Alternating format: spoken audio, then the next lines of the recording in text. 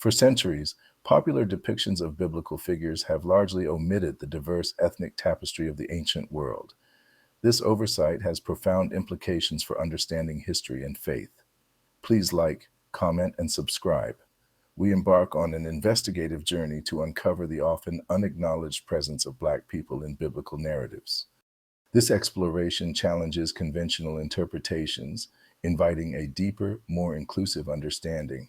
It aims to shed light on historical truths frequently obscured by later cultural biases.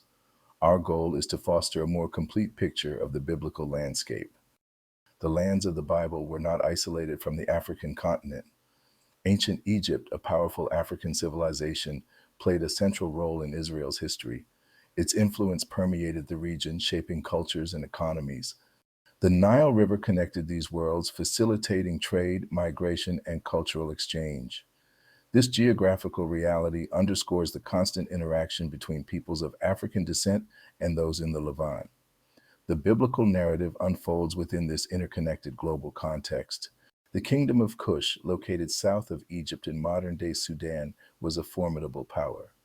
Its rulers, often referred to as Ethiopians in ancient texts, frequently interacted with Israel. These interactions were sometimes alliances, sometimes conflicts. The 25th dynasty of Egypt, for instance, was ruled by Kushite pharaohs.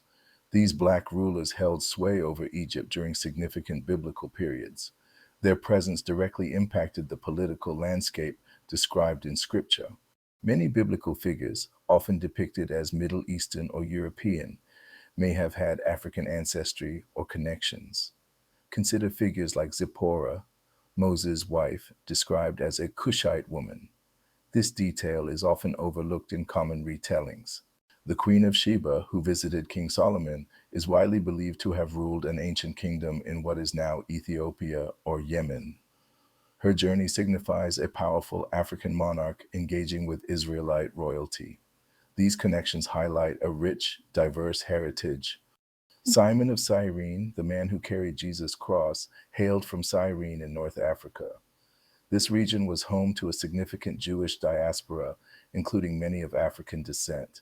His pivotal role in the crucifixion narrative is undeniable. Simon's presence underscores the diverse ethnic makeup of early Christianity's followers.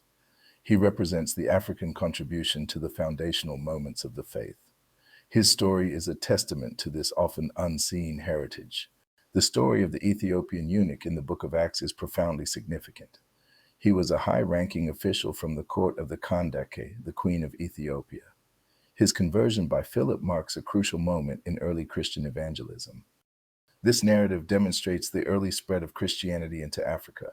It highlights the receptiveness of African peoples to the new faith. The Ethiopian church remains one of the oldest Christian traditions globally.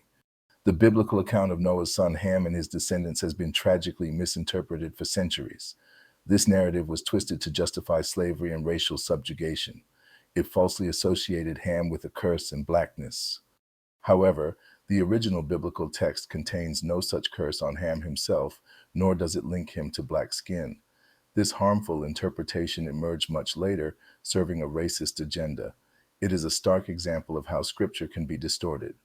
The lands surrounding ancient Israel were populated by a mosaic of ethnic groups. Many of these groups, including various Canaanite tribes, had deep roots in the region. Their origins were diverse, reflecting migrations over millennia. Some scholars suggest that certain Canaanite groups and even early Israelites may have had darker complexions. The concept of race, as understood today, did not exist in the ancient world. Identity was based on lineage, tribe, and nation. North Africa produced some of the most influential early Christian theologians and thinkers. Figures like Tertullian, Cyprian, and Augustine of Hippo were foundational to Christian doctrine. Their contributions shaped Western theology. These intellectual giants were Africans, living and writing in what is now Tunisia and Algeria. Their legacy underscores the profound African impact on the development of Christian thought. Their voices are integral to the faith's history. Acknowledging the historical presence of Black people in biblical narratives is not merely an academic exercise. It is a vital step towards cultural awareness and religious discussion. It enriches our understanding of Scripture, This recognition challenges long-held biases and promotes a more inclusive view of faith. It empowers communities to reclaim their rightful place within the biblical story. This deeper understanding fosters unity and appreciation for diversity. The Bible, when read through an unbiased historical lens, reveals a world far more diverse than commonly portrayed. The presence and contributions of Black people are woven throughout its pages. These facts are not hidden, but often overlooked. This ongoing revelation invites us to question assumptions and seek truth. It encourages a more comprehensive and respectful engagement with sacred texts.